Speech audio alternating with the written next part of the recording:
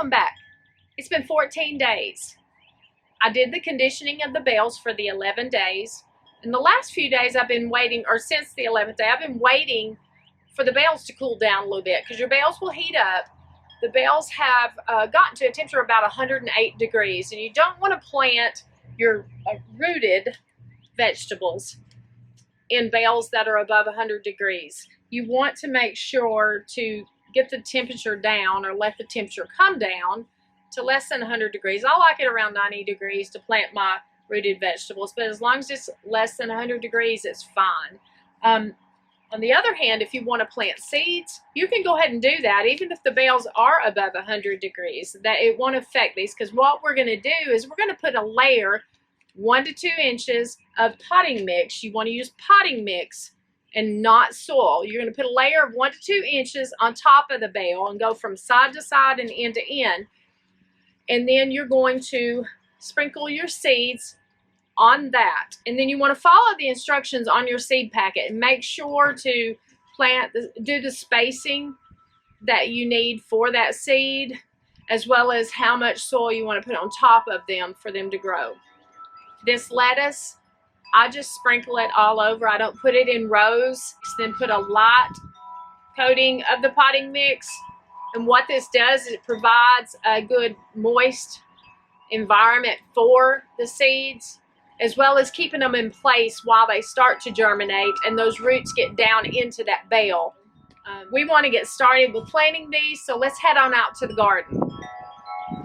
So what we're going to do, we're going to spoon some of this onto the bales.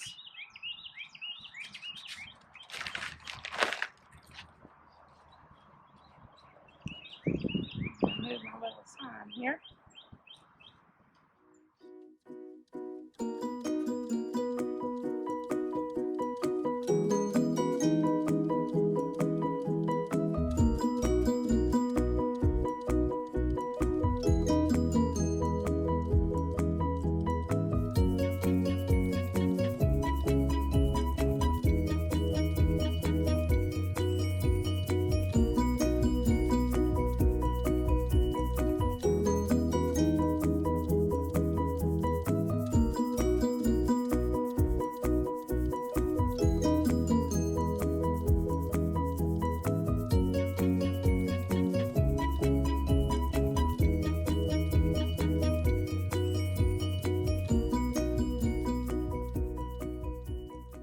And now I've still got plenty of the seeds left, where when I do harvest my lettuce in approximately 45 days, I can then plant more seeds and grow some more lettuce.